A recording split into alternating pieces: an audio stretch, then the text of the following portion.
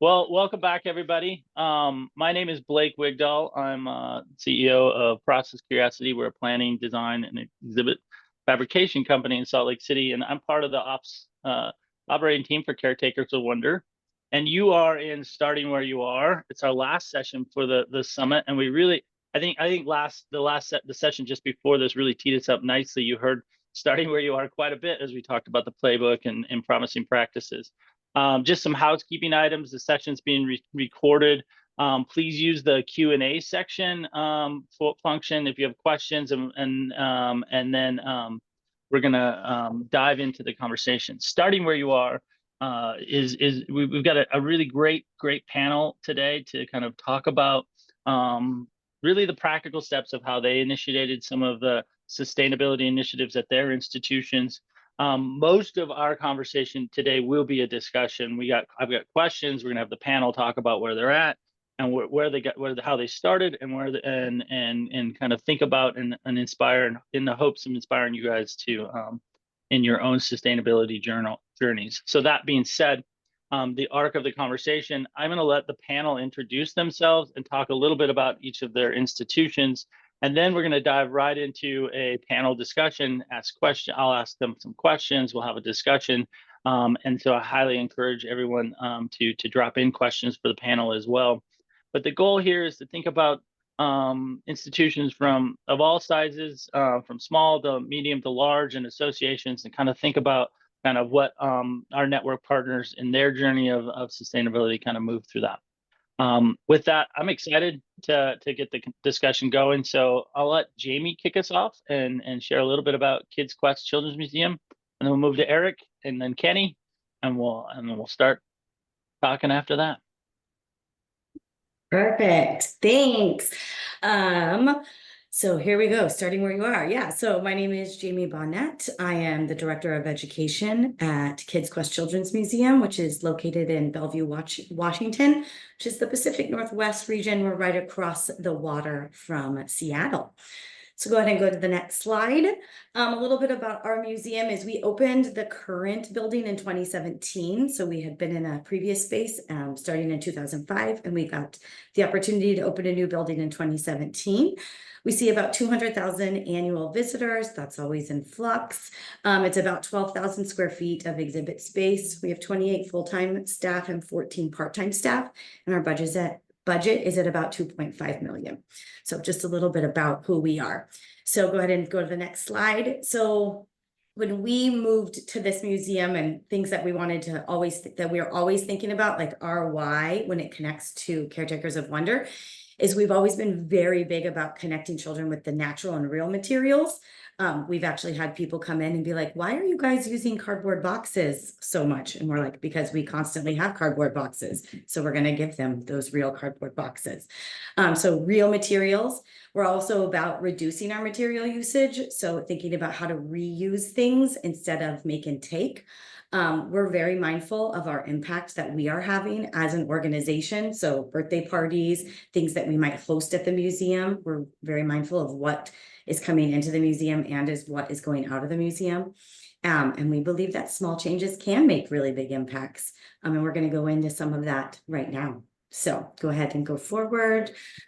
So when we started at this museum, it's a really big undertaking to just be like, where should we go? What should we do?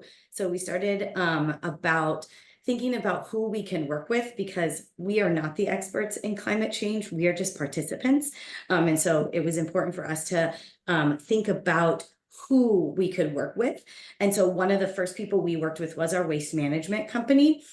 We had them come in. They talked to us about the materials that we were using in our art studio. They talked to us about some of the materials that we were using in our birthday parties, and talked about some of the materials we're using in our maker space. And we'll talk a little bit more about that space in general, but having them come through and really talk to us about what we were purchasing and what we could do instead of was really helpful in thinking of our planning. So working with our partners. We also had this idea. We had a mercantile that we really looked at what is grown here and then what goes into the stores. And so we wanted to connect that with some bees. And we know that we are in a downtown residential area. So having the idea of bees on the roof was something that really excited us. So we found a local beekeeper that was also really excited about that. And we are his first observational hive. So we talked a little bit about that with him and what that would look like and how long it took us to get that going. It was our first time having an outdoor space. And so that was really overwhelming, and trying to think, what are we going to put in that space? How are we going to live and be in that space?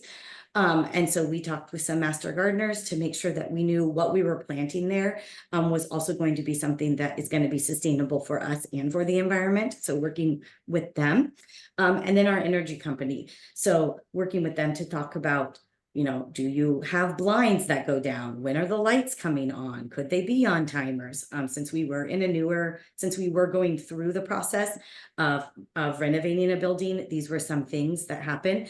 The office that I'm in actually right now, the lights are off. This is just how bright it is. And then if it gets darker, the lights will turn on. So it's little things like that we worked with our energy company. Next slide. So then when I said we talked about some of our rooms, and I'll go quick. Yep, perfect. Those are great. So we had our recycle rebuild room. Thank you, Amanda. So that was thinking less about using materials, but more about reusing materials.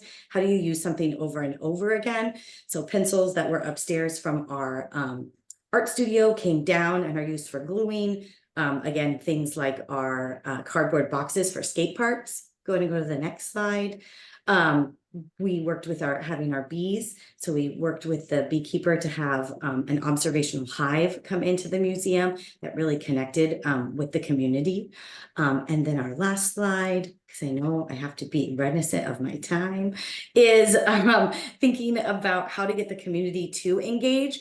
And so one of the things we had noticed was that we had a lot of water bottles that were getting left behind instead of cleaning them out and giving them to Goodwill, we started putting them out on a shelf, and we put, like, when they were left behind, they still get cleaned out, but then they are just out all the time.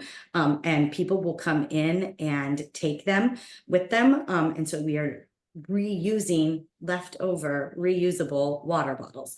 And so this has been really, really popular. It has never gotten full, this one little space, because people keep taking from them. And then the other thing, again, working with our waste management, we did a sustainable lunchbox packing when it was back to school, and teaching people how to actually pack a lunchbox using all those different sustainable lunchboxes and bags, because that was a big initiative that they were starting to roll out in the schools, and thinking about how can you teach people to, like, practice packing so that then they can go and pack that lunchbox. So that's a little bit about KidsQuest and our programming when it comes to how you can get started. I'll pass it over to Erik. Great, thank you, Jamie. My name is Erik Smith. I'm with the National Children's Museum, and I've been here for just over 2.5 years. I'm just coming up on 2.5 years now. So wanted to just give a little bit of context about the facility itself. Next slide. So just some quick facts. We are in a very highly urban setting. We're located in downtown Washington, D.C., just a few blocks from the National Mall and the White House, so lots of tourist traffic. It's not a large space. We have about 21,000 square feet of exhibit space. And we also have some leased administrative office space in a building across the street from the museum. You see our visitation there. About 5% of our visitation is field trips. Next slide. So why did we choose to become partner in this Caretakers of Wonder project? As you can see, the museum's mission is perfectly aligned with the goals of this project. And I often say that that's what we are in the business of, education and inspiration, and that's what we do. So as an organization, we also wanted to model these ideas and practices around sustainability that we were presenting to our guests. So to start with that, I want to quickly touch on 4 areas, next slide, of spaces within the museum and explain how some of our sustainability efforts are being implemented in each of those areas. So first, we'll look at the facilities. Next slide. And when looking at the museum facility, it's important to understand, in our case, that we are a tenant within a much larger government building. The Ronald Reagan Building is the largest structure in DC at 3.1 million square feet. We have a very small piece of that. But that means this government facility is managed by the GSA, or the Government Services Administration. That means that all of the MEP, the mechanical, electrical, plumbing, and structural features of our space are managed by the government, which really limits what we can do from a building perspective around some sustainability pieces. One area that we do have impact in reducing our environmental footprint has been our electrical use. So to that end, we do a lot to try and make sure that we are conserving electricity as much as we can in the facility. Next slide quickly. So with the little that we can do to change our facility, we kind of turned our attention more towards our museum operations. One of the other areas that we looked at was our waste streams. And unfortunately, we can only recycle cardboard.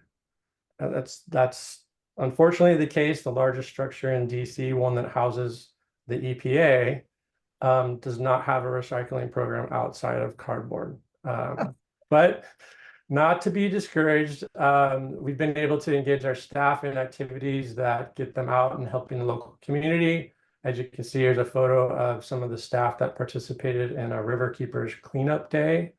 And so we try and do things like that to engage our staff, because everybody's also a little frustrated with some of the, what you would assume to be simple recycling things that could be done to help lower our footprint. We've also, however, been able to engage those partners like the EPA and NOAA, which is also in the area, as advisors on many of our programs and exhibits, which I'll get into a little bit next. So if we look at the next slide here, the next area that we felt we had a lot of control over was our programs and exhibits. When I started here a couple of years ago, the team was engaged in a lot of arts and crafts activities in our Tinker space that used a lot of consumable materials. So I quickly shifted the team's focus away from many of those make and take activities to activities that focused on exploration and investigation. It required staff to kind of shift their mentality when developing programs and activities. They had to think a little bit more deeply about what the activity goal was, and the mantra for that time period and for moving forward was process over product. We wanted people to focus on the process of learning, the process of doing those activities, and not the outcome. And this forces staff to get creative with the program design and allows them to come up with creative use and reuse of materials, which is something that we've heard from several presenters already today. And it's a shift that's been applied to our tinkering space, as well as to our educational workshops and offsite outreach programs. And then lastly, I'll talk real quickly about some exhibits. Next slide. So the exhibits is the other area where we're being more thoughtful about our work. The first thing that we do is using natural materials whenever possible, so wood and metal as opposed to plastics. Of course, having to balance that durability, we're do that as much as we can.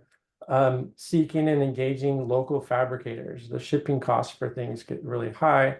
And of course, there's all the environmental impact of all that transportation. So that's another way in which we're trying to be a little more environmentally friendly and conscious. It does take time to build sort of that Rolodex of local suppliers and fabricators who can meet your quality standards.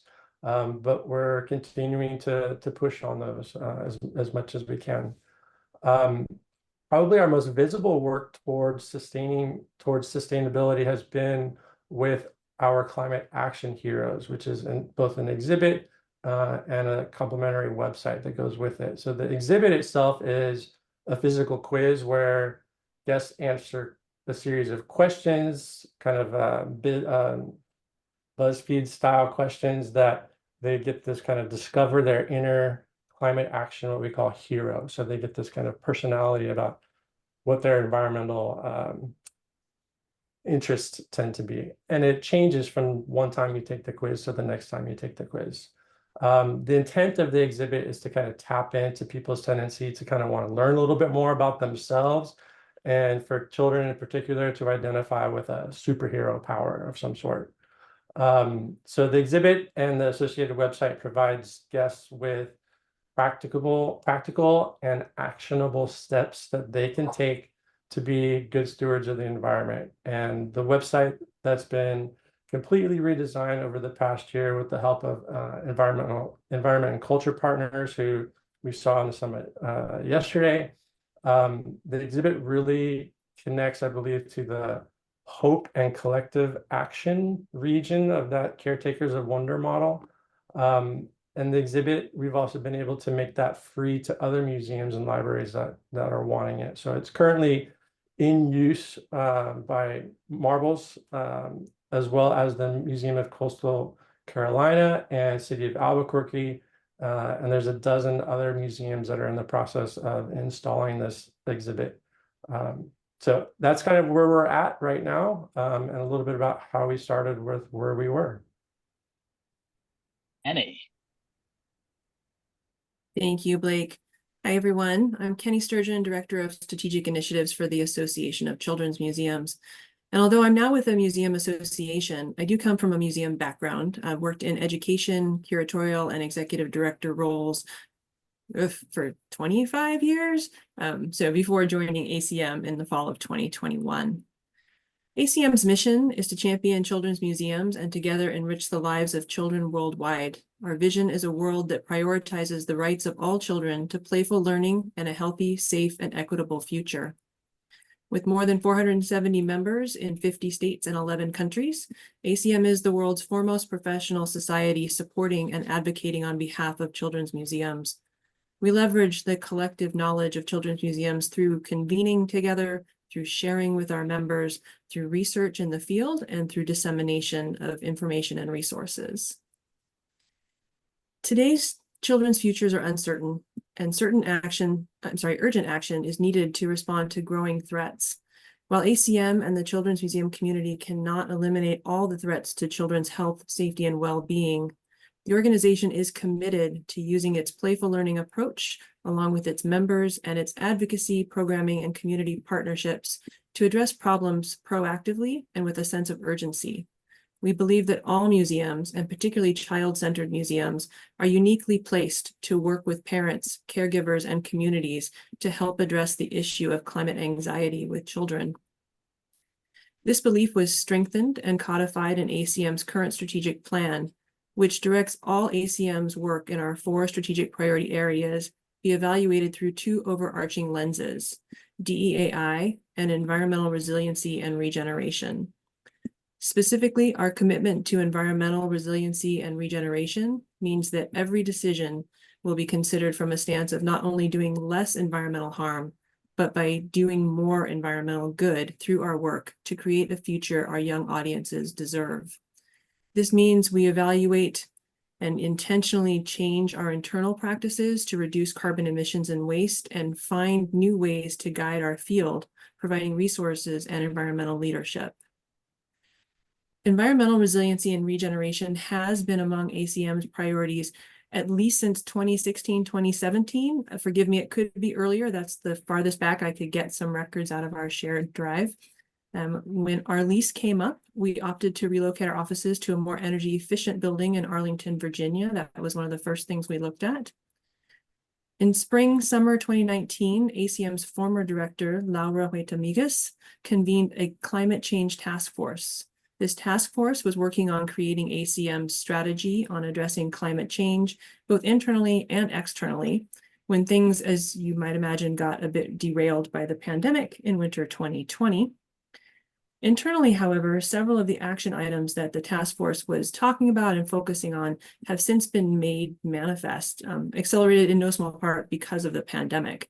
And these have included embracing remote and hybrid work. Most of the ACM team works from home, at least part, if not the majority of the week. And there are 4 of us who are fully remote, living outside the DC area in Massachusetts, Florida, Kansas, and in Washington State, where I am located, about 160 miles from Jamie.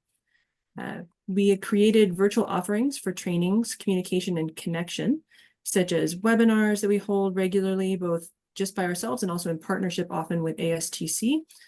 Monthly hangouts and meetings by job function for communities to connect together and share resources and ideas, and implementing the online community forum group site where we can share more broadly with our members around a variety of subjects.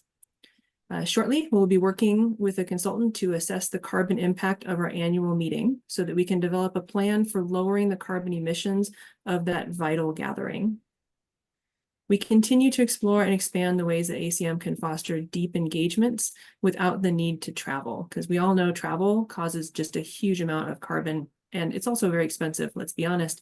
And how do we can also create national and international level connecting of the field around climate action.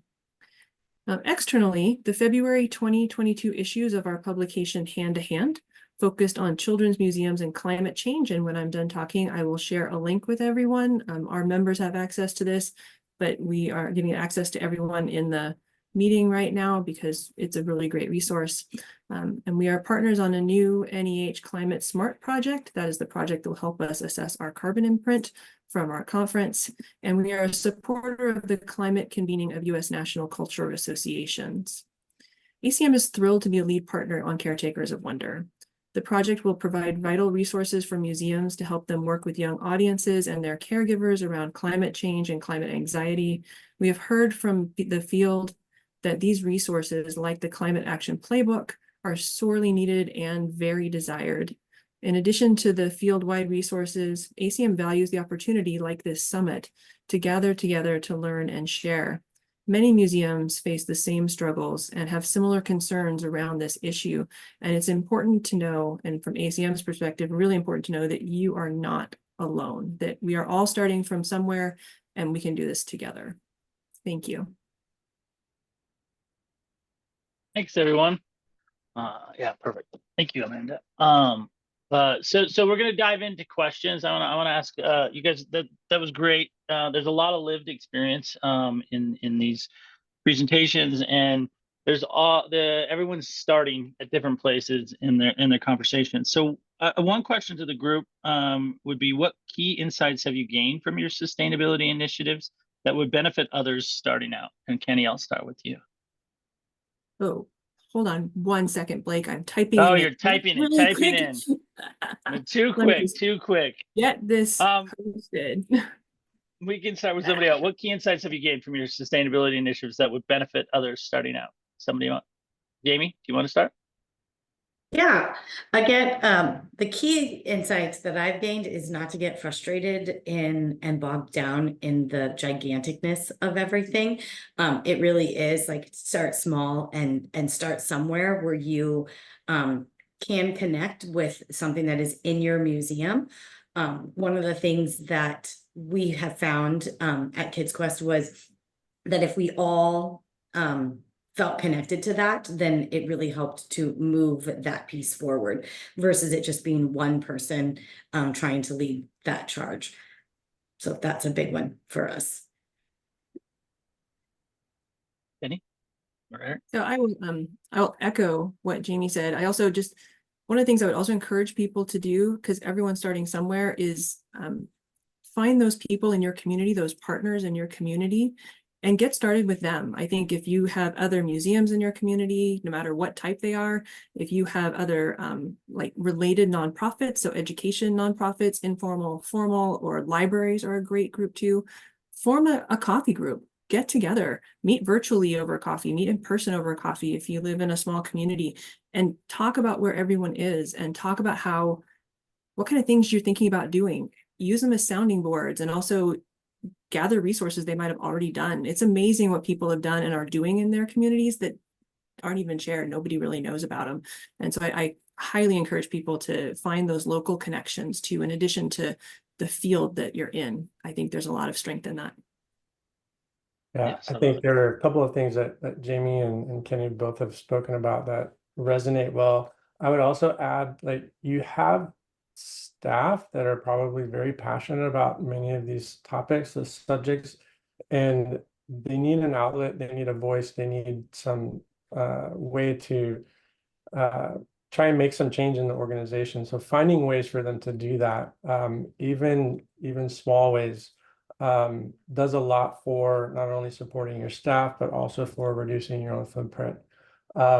One of the other things that happened this past year, we had an intern who wanted to do an electronics recycling drive. And it was mostly just for internal staff, but lots of people came in, we, carted out 2 boxes of old electronics that they were able to take offsite and take to recycling. So the team's passionate, let them do stuff. There'll be a lot of things that everybody wants to do. And again, we can't do all of it all at once, but find those opportunities to take those small steps, because every little bit starts to make a difference.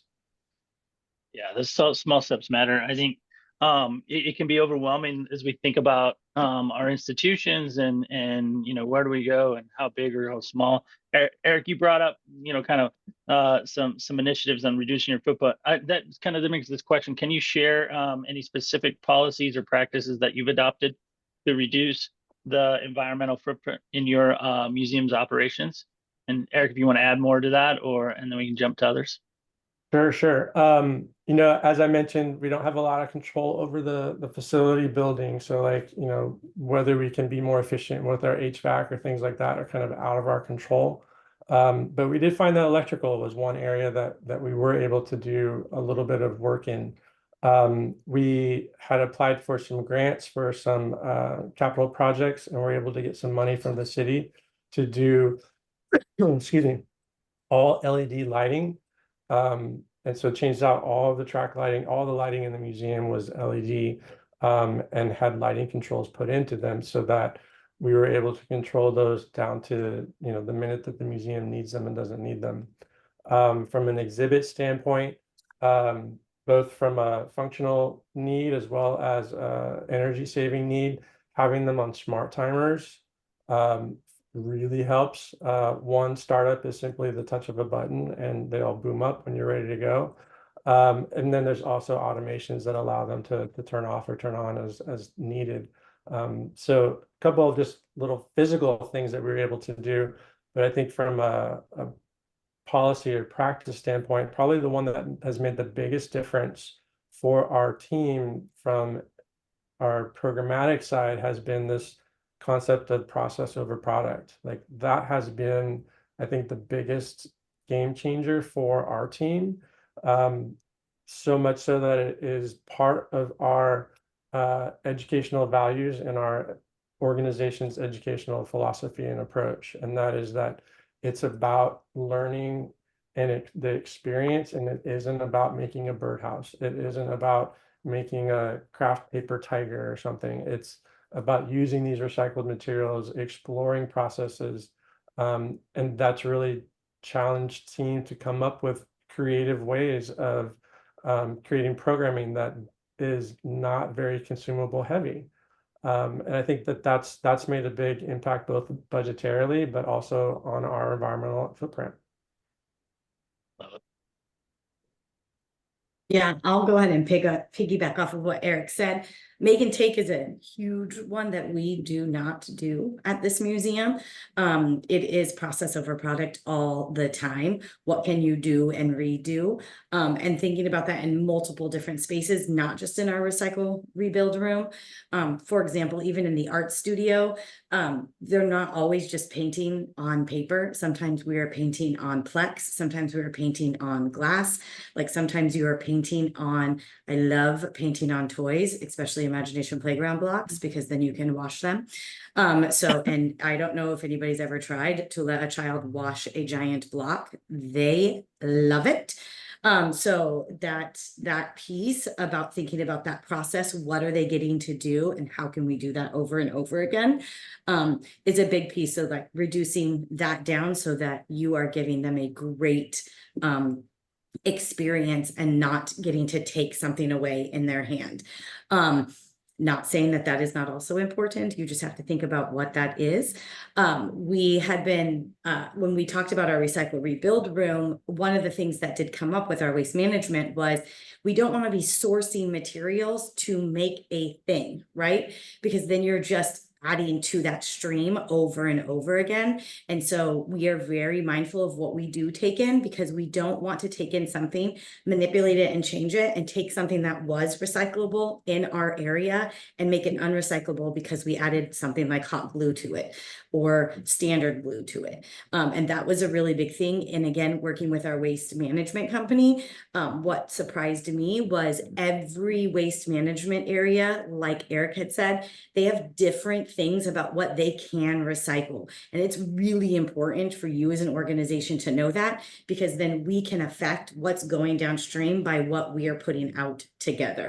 So for us, we can put out popsicle sticks and glue because the glue that we use is water soluble. And so it will still wash away, and that popsicle stick can still be placed in the space that it needs to be placed in. So that was something that was really important to us. And then lastly, the impact. We are a space because it rains in the Pacific Northwest. I don't know if anybody's heard. So people really love to have their birthday parties with us. And we host a really great birthday party. But birthday parties have become a consumable piece, and that was something that we really looked at with our visitor services team on how can we make sure that there is a process over product happening in that birthday party, and it is not just consumerism. And so we are really mindful about what gets to actually come in to a KidsQuest birthday party and then what goes out of that KidsQuest birthday party. We still have a lot of work to do because it is really hard to get people to understand that yes, all the forks and all the napkins and all the paper towels and all the plates can go in the compost. Because again, we've worked with our waste management. We know that the pieces we are purchasing can go there. But we do also know that when in doubt, throw it out is still best versus having them place it all in recycling, which none of it is recyclable. So we still have like that little bit to get going on, but being really mindful about what we are telling those guests as they're coming in is you are guests of the museum, and here is how we do a birthday party at the museum, because we are mindful of how many birthday parties we do host. Like this may be your one birthday party, but it is our 175th of the year type of thing. And so we want to be aware of what we are putting back into that trash can.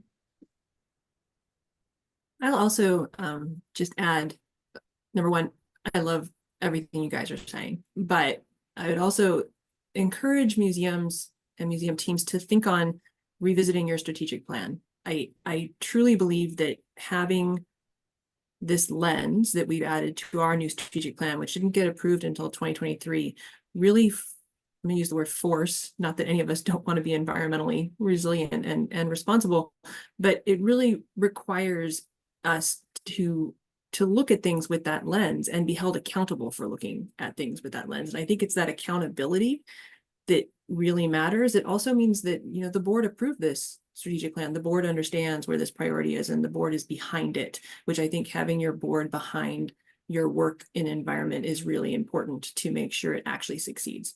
So that's the other thing I would add from a kind of higher level planning, institutional planning level. Yeah, I think you guys are bringing, I like this process over product, but also Keni, you're talking about something I think is great, is about planning and thinking through the long term. You know, Jamie, you were talking about that with like thinking about cardboard and stuff like that. But you guys have also been talking quite a bit here, and I wonder about partnerships and collaborations. And I wonder if you guys can share any partnerships or collaborations that were crucial to your sustainability success, and also maybe lessons learned. Jamie, you talked about you know, the waste management. I think one of the things I've really loved in the network, as we talked about this, is how much people learn from the partners that they ran and how willing people were. And so, can you guys share some of those partnerships and collaborations? Sure. Go ahead, Erik. Sure, I'll Go, go. Erik. I want to go back to the museum I worked at years ago in San Diego. Did a real deep dive in their waste streams and worked with the local waste management and recycling company to do audits of the trash that was being, you know, taken out of the museum. I think for me, one of the most memorable moments of that was watching how we were really taking attention to what we were throwing out or recycling, and watching those numbers change as they were doing these audits of our waste streams. And then as just a person to just be able to go on a tour of one of the local recycling plants to see how the recycling happens. And they're all different. So they're all managed differently, but it gave you some insight into how you can manage that recycling stream from your place. For example, I hear a lot of people talk about, if in doubt, throw it out. That wasn't the approach that the recycling company wanted at the time at our place. It was, if in doubt, put it in the recycling stream. It gets sorted, and then if it's trash, it'll get put into trash. But they had a very, sophisticated system for doing that. So, I think those kinds of partnerships with the local community can be helpful. For us right now, we have been working with environmental culture partners to help redesign and redevelop our Climate Action Heroes website with content that was a little more age appropriate, and was focused on things that kids could do that were age appropriate for them. So they've been a huge help for us in kind of that aspect. So finding folks who are experts, because we were not experts, but finding some other folks who can bring some more expertise to it was really helpful. And then I mentioned also, being adjacent to some of these government facilities like the EPA and NOAA, who have also been in partnership with us in helping to develop some of these activities and programs related to that particular exhibit, has been super helpful.